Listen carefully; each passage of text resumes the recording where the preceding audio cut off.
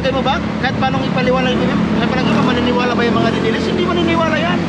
Kasi mga kanya yan, oh. Mga kanya, manang-mana sa ango nilang buang. Ha? Ganyan yan.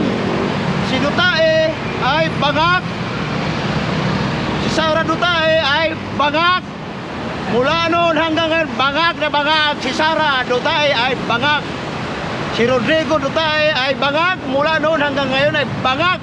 Tingnan mo yung mukha ni Dutae, parang sa siyabo na ano na yun ito? Ano yun ito ng mukha, oh? Ito, may nagsabi ako. Ha? Si RP daw ang pinaka-the best na presidente.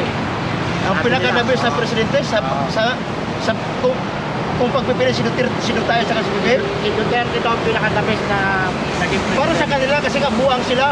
Yan. Ang pinaka-the-best na presidente ngayon sa dalawa kung ano, si Bibim. Kasi si Bibim hindi siya weak leader, nanindigan siya. Sino pinakamagandang vice presidente? Si Sara o si Lini? Si Lini Robredo. Ay, mayroon pa kayo. Pagkumparahin natin, no? Si Bibim sa si Dutae. Bibim sa si Dutae. Si Bibim ang dami nagawa. Tapos si Sara sa si Lini Robredo. Pagkumparahin natin. Si Lini Robredo magaling na vice presidente.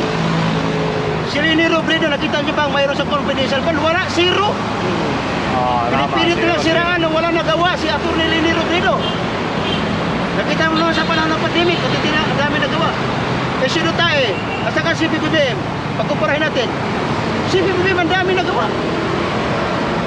Oh, nag-utos pa si Bibim na patayin ninyo. Nag-utos pa si Bibim na hindi ano. Tahimik lang si Bibim na gumagawa ng ano, tama? Yeah, very good. Very good sa akin si Bibim. Very good. You're the best, Bibim. President of the Republic of the Philippines. You're the best. Ano nga masasabi mo sa mga sinasabi nila na about sa PhilHealth na iba hindi nga binigyan? Yung nga sinisira nila PhilHealth. Ang sabi nga ni Bibim, kahit walang pundo yan eh. Kaya ano yun ang gobyerno yan, tustusan. Ano kasi, may pondo pa ang... Maraming ano dyan, maraming nalilan. Lalo na sa'yo, Roque, na budlot at yan. Putangin na, nagtatago ka sa batas, putangin na mo. Yung si Roque, oy, hari Roque ang budlot at yan, putangin na mo, baboy wala ka. pa yun eh, tatago pa rin eh. Huwag ka dyan magdadakdak sa social media. Umuwi ka ng Pilipinas, harapin mo yung mga kaso mo. Yan, ang galing yan, ang ano. Pinipilit nilang siraan. Pinipilit nilang siraan si Bibim na ano. Kahit walang pundo ang PhilHealth ay kaya punduhan ng gobyerno. Ang sabi nga na Bibim, mag-aaral naman kayo. Hindi yung puro paninira lang eh. Sabi ko nga sa inyo, kahit paanong gawin ni BBM na magaganda, hindi nila maintindihan yan. Kasi isa ang kanilang hangarin, isa ang kanilang layunin na ibagsak itong si BBM. Yan ang totoo. Wag na tayo magpaligoy-ligoy pa, wag na maraming satsat-satsat pa. Isa ang layunin nila, isa ang kanilang hadikain na ibagsak si BBM. Kasi gusto nilang si Sara Dutae ang ipalit ng presidente. Yan ang totoo dyan. Kaya mga hibang sila. Sabi ko nga, kahit anong gawin ninyo na ibagsak si BBM, hindi kayo magtatagumpay at hindi kayo magwawagi. Putang ina nyo. Yan ang masabi ko kayo, putang ina nyo, hindi kayo magwawagi at hindi kayo magtatagumpay. Ayos kayo. Ang para bang mumukha nyo? Ha? Ang ina kayo, hindi ko makakalimutan ang ginawa nyo sa Pilipinas. Tarantado kayo. Ano bang tanong niyo, sir? Ano naman ang masasabi natin patungkol dito sa panawagan ng mga loyalista at kakampik na nagsanib pwersa na ukol nga dito sa impeachment kay Sara Duterte? Ano masabi ko? Ang masabi ko talaga dyan, dapat talaga ma-impeach si Sara. Bakit? Bakit? Kasi ano na natin eh, nakita na natin at narinig natin talaga natin ang katotohanan na imbestigahan siya ng Putpum eh. Kaya nga hindi niya maipaliwanag, di ba? Nag-ano siya, nagwawarat siya eh. Ang style ng mga Duterte, pag naiimpita sila sa mga kataratanuhan nila, pag naiimpita sila sa mga kataratanuhan, ganyan, magpabuwang-buwang, magpawarat para di sila. Yan ang style nila. Maliwanag pa sa kintab sa ulo ni Bato. na ninakaw talaga ni Sara ang pera ng taong bayan. Dapat nga hindi dapat bigyan ng pundo niya sa Office of the Vice President. Wala nang karapatan dapat yan eh, bigyan ng pundo sa Office of the Vice President si Sara. Dapat wala nang karapatan bigyan ng pundo yan. Kasi nga hindi na siya mapagkatiwala sa palagay niya ba? Halimbawa, mayroon kayong trabaho, nagnakaw. Sa palagay mo ba? Pagkakatiwala mo ba siya? Ganun lang, yun ang halimbawa lang natin. Halimbawa, mayroon kang kaibigan, dinukot yung pera mo sa bulsa, sa palagay mo, magtitiwala ka ba sa kanya? Siyempre hindi na. Correct. Kasi mayroon ka ng record sa kanya na ganun eh.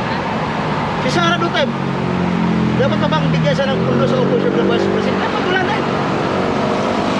Dapat nga zero budget dapat yan si Sara Duterte. Wala, kasi nga hindi siya magpagkatiwala mo. Kasi nga proven na ang mga Duterte, proven na sa nagawa sa pera ng taong bayan. Sir, ano naman ang masasabi natin sa sanib puwersa ng kakamping na mananawagan ng ganon at saka yung mga loyalista? Yan ang maganda. Dapat talaga dito walang kulay-kulay ha. Tapos ng eleksyon.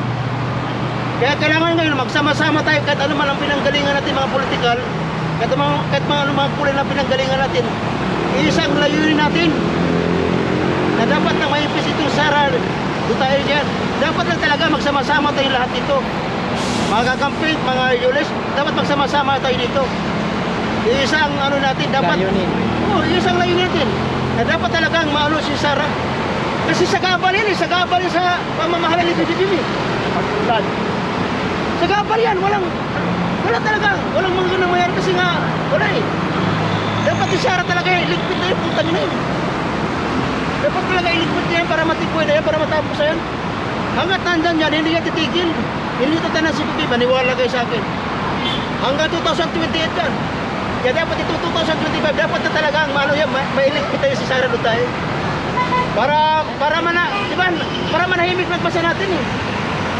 Sila ang nanggugulo eh. Wala nang, bakit kami mga kakampay? Nanggugulo ba kami BBM? Mga kakamping vlogger, nanggugulo ba kami? Hindi. Bagkus kami sumusuporta. Hindi naman ginugulo. Talo kami. Tinanggap namin yan. Tapos ng eleksyon.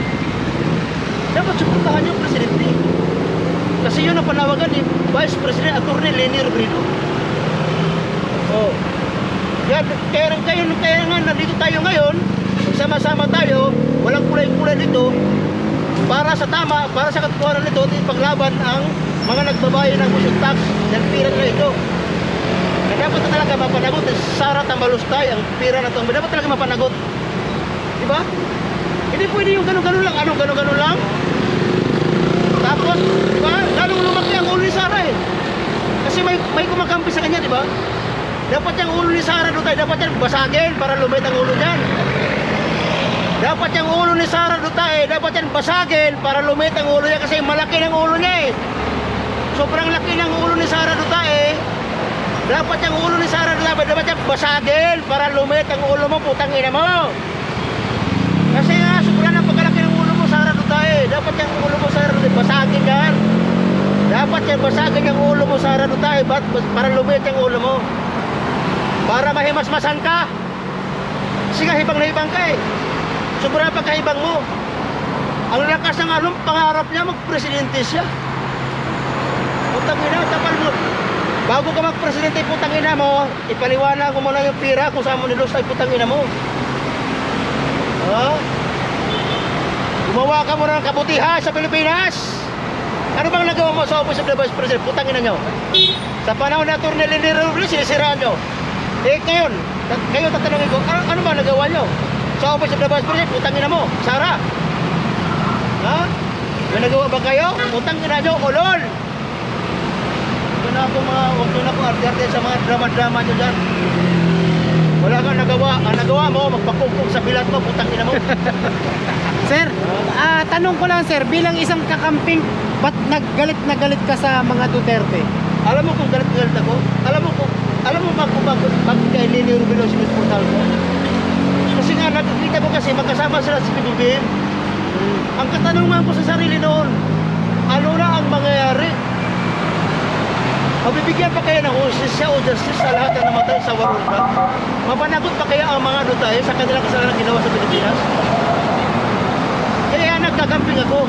Kasi si Atty. Leni Robredo lang ang nakikita ko na mapanagot itong Duterte. Kung sakali man maging presidente si Atty. Leni Robredo. Kasi nga sa panahon na yun, si Bibi sa Sara magkakampi sila, di ba? Pero ngayon, iba. Iba ang nangyayari.